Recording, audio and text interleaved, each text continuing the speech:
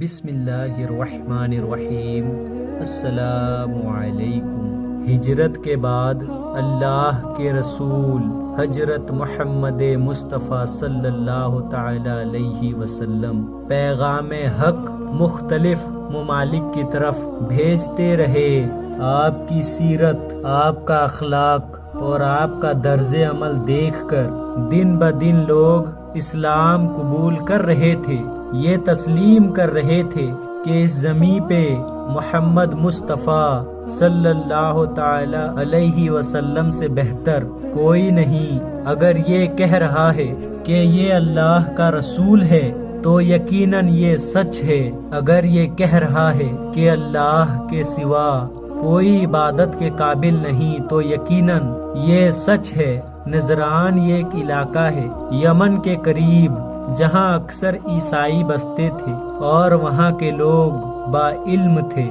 تو جب ان کے پاس پیغام حق پہنچا کہ محمد بن عبداللہ یہ دعویٰ کرتا ہے کہ وہ اللہ کا رسول ہے اور اللہ کا دین لے کے زمین پہ آیا ہے، تو جب انہوں نے یہ پیغام پڑھا تو انہوں نے اللہ کے رسول کی نبوت کا انکار کر دیا اور کہا پہلے ہم تصدیق کریں گے جو نشانیاں ہمارے کتابوں میں آخری نبی کی ہے، پہلے ہم دیکھیں تو کہ وہ نشانیاں محمد بن عبداللہ میں ہے بھی یا نہیں۔ تو بس مجران کے عالم مدینے کے طرف چل پڑے۔ ان کے کتابوں میں آخری نبی کی جو نشانیاں تھی ان میں پہلا شرط یہ تھا کہ آخری نبی سادگی پسند کرے گا، مہنگے لباس اور مہنگی نالین نہیں پہنے گا۔ دوسرا شرط کہ وہ مہمان نواز ہوگا، دشمن بھی اس کے در پہ جائے گا تو وہ اس کو سینے سے لگائے گا۔ تیسرا اس کا کوئی بادشاہ کی طرح محل نہیں ہوگا اور زمین پہ سوئے گا۔ اور چوتھا کہ اس کے گھر والے بھی اس کی طرح سادگی اختیار کریں گے، ان کے گھر والوں کے لباس بھی جگہ جگہ سیے ہوئے ہوں گے۔ تو بس جیسے ہی اہل نژاد مدینے پہنچے تو لوگوں سے پوچھنے لگے کہ کہاں ہے تمہارا بادشاہ محمد اور کہاں ہے اس کا محل؟ لوگوں نے کہا محمد کا محل؟ وہ تو اللہ کے رسول ہیں، وہ تو غریبوں اور غلاموں کے ساتھ بیٹھتے ہیں، سادہ سے سادہ لباس پہنتے ہیں، وہ کسی محل میں نہیں رہتے۔ اگر محمد سے ملنا ہے تو جاؤ اللہ کے گھر میں، وہ لوگوں کو درز اخلاق دے رہے ہوں گے۔ اہل نجران ایک دوسرے کو حیرت سے دیکھنے لگے۔ بس چلتے چلتے جب مسجد نبوی پہنچے تو دیکھا اللہ کا رسول لوگوں کی اصلاح فرما رہا ہے، ان کے چہرے پہ وہ نور، ان کے کپڑے جو جگہ جگہ پہ سیے ہوئے تھے، ان کی نالین جس میں کوئی جگہ ایسی نہ تھی جو صحیح اور سالم ہو۔ غریب بھی اس کے پاس ایسے جا رہے ہیں جیسے ان کے دوست ہوں، وہ سب کو برابر رکھ رہے ہیں، نہ کسی کو کم نہ کسی کو زیادہ۔ اہل نژاد والے حیران ہو گئے کہ یہ تو وہی نشانیاں ہیں جو آخری پیغمبر کی تھی۔ بس وہ بات کرنے لگے کہ ہم اگر جلد بازی میں تسلیم کریں گے تو ہمارے قبیلے والے ہم پر ہنسیں گے، آؤ پہلے ہم اس سے بات کرتے ہیں۔ اور کہنے لگے کہ اے محمد، ہم نجران سے آئے ہیں اور ہم تمہیں نبی تسلیم نہیں کرتے۔ اللہ کے رسول نے جیسے ہی یہ سنا ان کو پہلے سینے سے لگایا اور پھر اپنے ساتھ بٹھایا اور فرمایا ہدایت اللہ کا انمول خزانہ ہے، وہ جب چاہے جسے چاہے عطا کر دیتا ہے۔ وہ حیرت سے ایک دوسرے کو دیکھنے لگے کہ یہ اخلاق تو آخری نبی کا ہے۔ انہوں نے بڑی غور و فکر کے بعد چند سوالات اللہ کے رسول سے پوچھے۔ انہوں نے کہا کیا آپ عیسیٰ مسیح کے لیے کیا سوچ رکھتے ہیں؟ اللہ کے رسول نے فرمایا عیسیٰ اللہ کا نبی ہے اور اللہ کا پیغام لے کے اس زمین پہ آیا اور وہی پیغام میں آگے بڑھانے آیا ہوں۔ انہوں نے کہا عیسیٰ اللہ کے نبی؟ عیسیٰ اللہ کے نبی نہیں، اللہ کے بیٹے ہیں، کیونکہ وہ بغیر باپ کے زمین پہ آئے تھے۔ اللہ کے رسول نے مسکرا کے فرمایا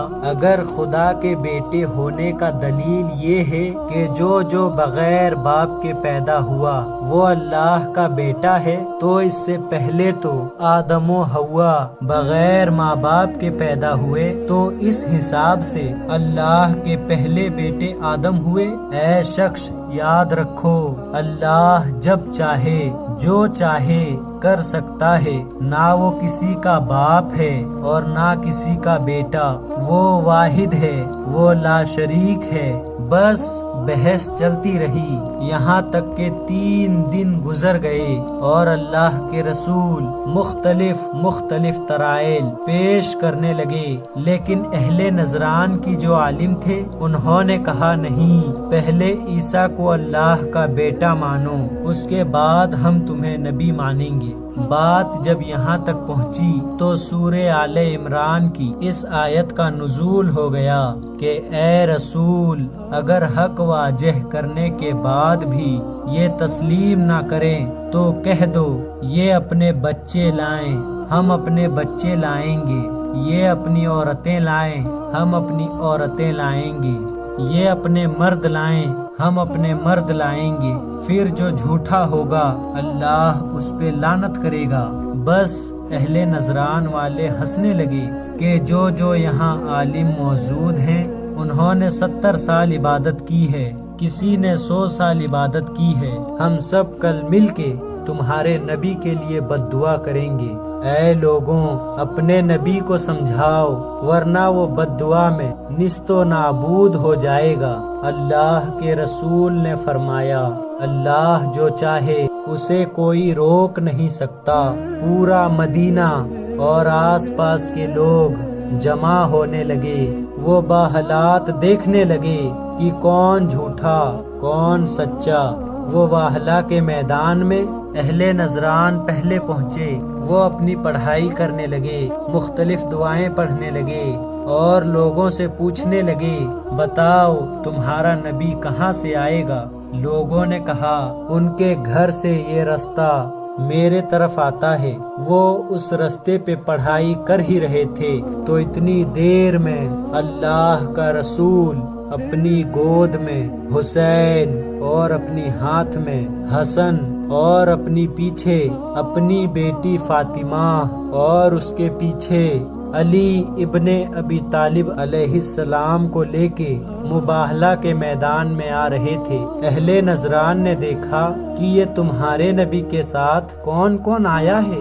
اصحاب نے فرمایا یہ جو بچے ان کے ساتھ ہیں یہ ہمارے نبی کی بیٹی کے بیٹے ہیں، ایک کا نام امام حسن ہے اور دوسرے کا نام امام حسین ہے، اور جو پیچھے عورت آ رہی ہے یہ ہمارے نبی کی بیٹی فاطمہ ہے، اور جو اس کے پیچھے آ رہا ہے یہ ان کا چچا جات بھائی اور دماد حضرت علی ابن ابی طالب ہیں۔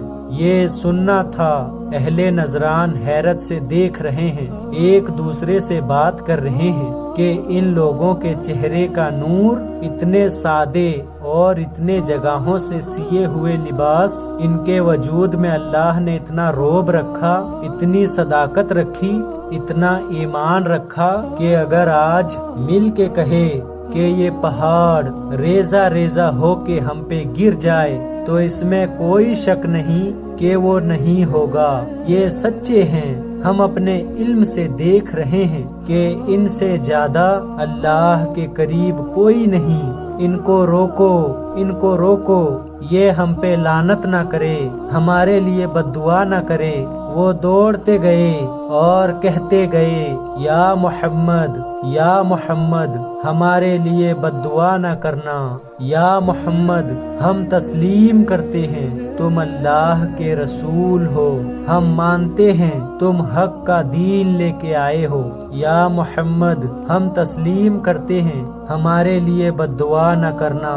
یہ سن کے اصحاب اللہ اکبر اللہ اکبر اللہ اکبر کہتے رہے اور پوری فضا خوشی سے مہک گئی۔